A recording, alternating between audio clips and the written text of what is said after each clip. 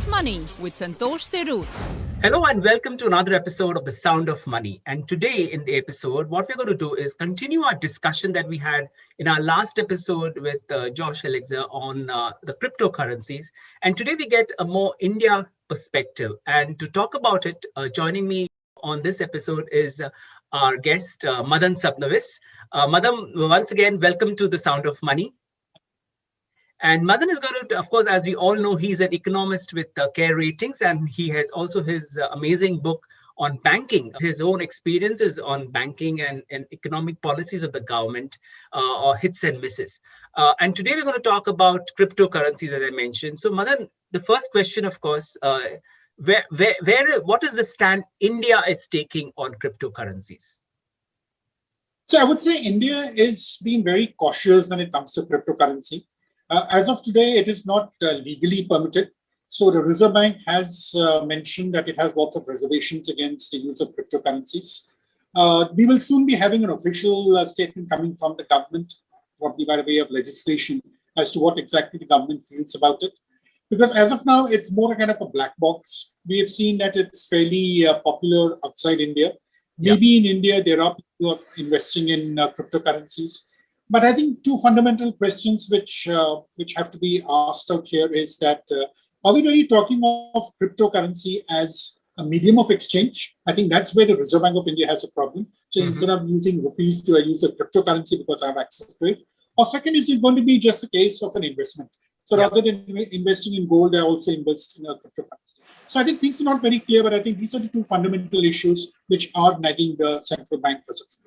Yeah. So do you think the Reserve Bank of India may not have as much an issue with as an investment, just like any other investment, like a gold or a real estate, etc. So do you think it's going to be one more alternative investment? See, actually, Santosh, if you look at cryptocurrency, I think the essence of cryptocurrency is that whoever owns it is doing it in an anonymous manner. The entire concept, actually, one doesn't really know who's the owner of cryptocurrency, how it's allocated. We all know that there is an algorithm which is run, and accordingly, there are a fixed number of bitcoins which are available, for example. And you and I, we invest in it, and then we go ahead with our lives. Yeah. But the essence is that we don't really trust central banks because they're not doing a good job. So therefore, we need to have an alternative currency. That's the genesis of cryptocurrency. Now, this being the case, when I'm talking of the anonymity, the central bank may probably not have an issue, but given the fact that the RBI is even looking at payments bank and saying, I want to have a KYC, now can I really do a KYC for an owner of cryptocurrency? So I think they do have a problem there. And if I translate this to the government, I think the government has been running this entire program against black money. So what is there to stop me as an individual? Let's assume I have black money. I put it in cryptocurrency, it's anonymous, the government doesn't know, the RBI doesn't know. So I think that's where the government of India could also ideologically have a problem. Yeah. So I think the primary concern is coming in from the AML issues or the tax frauds or the tax evasion, possibly what could come in. So I also wanted to know from you, Madan, is about, on one hand, we have the government, and we've spoken about this in our earlier episodes, about the government really making an amazing effort in terms of digitization. And of course, whether it was good or bad is another story when it happened, the demon, way back in 2016. But eventually, in hindsight, it was possibly, with the current pandemic, maybe it helped in one more than one way. So what do you think is the role of, because it talks about, basically regulatory banks, central banks, basically backing digital currencies. Are we going in for that route? See, digital currency is quite different from cryptocurrency because both of them are, of course, in a digital mode. But the kind of digital currency which the government has been espousing is more a case of where there is more KYC.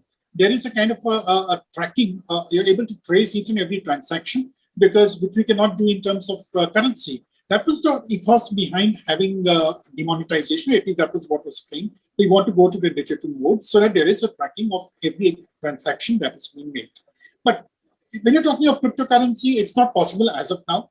Now, suppose we are in a situation where we say, like what we had mentioned earlier, that we're able to make investments, but I reveal in my tax return saying that I've invested so much in Bitcoins or any other cryptocurrency. I think that would be a fair enough thing where you're giving choices to people. But as I told you, cryptocurrency works on the basis of anonymity. And the moment you expose yourself, I think there's no need to go in for a cryptocurrency. Okay. Okay. I get your point. The other thing I need to ask you, especially when it comes to cryptocurrencies, is, end of the day, whether India likes it or not, cryptocurrencies are here to stay. So if you look at it, if I take you back to ages 1990s, when, Indian television was very much restricted to Doordarshan. And then you had the sudden advent of satellite television from outside India. And, it just lost it, right? Especially news media. Then you have the social media now, where again, it's very difficult to control. And now regulation in social media has to come eventually. That's what is happening.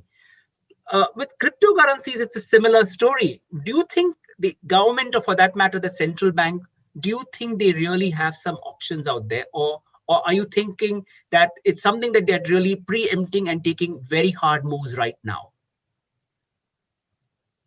See, they're trying to preempt and make sure that there is a policy in place. But even today, I'm not sure how many Indians, at least the wealthy Indians, are already investing in cryptocurrency. See, we all know, let me give you an example of foreign portfolio investment. We have a lot of this money which is coming through the FPI route, which comes from certain territories which are considered to be tax havens. And it's felt that to a very large extent that there are Indians itself was rerouting money through a tax haven so that they don't pay any taxes.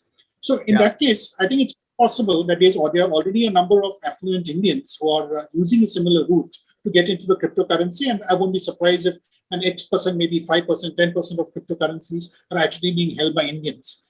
But the only thing, as far as the government or the central bank is concerned, is to have a policy. That is, they have to say that, do we think that A, it is legitimate or not?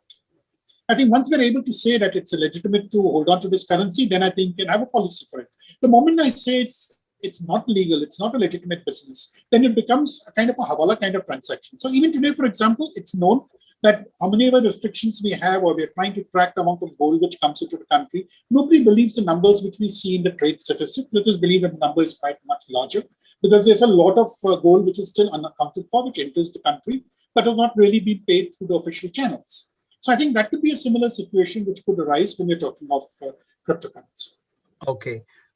So let's digress a bit from the key, the topic of the day, which is cryptocurrencies. Since you're on this show, and the second wave, I don't know whether it is a second wave, but definitely we're heading towards something. It's a bit of a scare again. Do you think whatever happened post the first wave and the kind of economic growth that we envisaged, you have a lot of credit rating agencies talking about 10+ % rate of growth. You see the economy kick starting. Do you see that still continuing, or there could be some kind of a spanner in the wheel out there? No, I think there will definitely be a slowdown, because we have seen that the response of the government, especially at the state levels, and this doesn't hold just for Maharashtra, but we have seen it happening in Tamil Nadu, Rajasthan, Gujarat, Madhya Pradesh, Chhattisgarh, is one of panic. I think we all went into this comfort zone saying that we are through with the pandemic, the vaccination is on, and therefore we will not be seeing too many cases of infections coming. Now that we are coming back to the 90,000 numbers, something which we probably witnessed in the months of September or so, I think the states are really not geared up as to what they should be doing. There are threats being laid out by most of the chief ministers saying we're going to go in for lockdowns. But everybody knows that a lockdown today is not sustainable, and even in the past it did not really help, but it had a lot of economic ramifications. So given this kind of a situation, we have seen partial lockdowns being imposed in several business centers. And what really gets affected here are the services sector. So if I break up the economy into services and non-services, when I say non-services, manufacturing, agriculture will probably not be affected to the same extent. But definitely when I'm talking of services, which look to be on the threshold of turning around probably in the months of November or December, when you're talking of tourism, hotels, restaurants, media, entertainment, I think these are the segments which will take a backseat in them. So I think, and given the fact that India is a service-oriented economy, around 60 to 65% of our GDP comes from services, we can see this particular segment getting affected. And a lot of the forecasts which we have, probably even for 2021, because this last month of March has already faced this kind of turbulence. And going forward, the first quarter of next year could also be facing problems in terms of business, which means that the GDP growth numbers will definitely have to be scaled down. unless we're able to resolve this issue in the next couple of days, which doesn't seem to be likely. Okay. So let's hope for the best, because I don't think India can afford another wave. It's going to be pretty disastrous. But yes, at the same time, health matters, and it's really a priority for not just the government, but I think with the vaccination program, which is India has successfully launched, not just in India, but globally. Hope things work out in the right way. Madan Sabnavis, Chief Economist, CARE Ratings. Always a pleasure to have you on The Sound of Money. Thanks, Santosh, for having me again with you. Thank you. And well, that's it on The Sound of Money. We'll catch you once again on another episode of The Sound of Money in coming weeks. From me, Santosh Sirur, and Madan Sabnavis, thank you so much for joining us on The Sound of Money.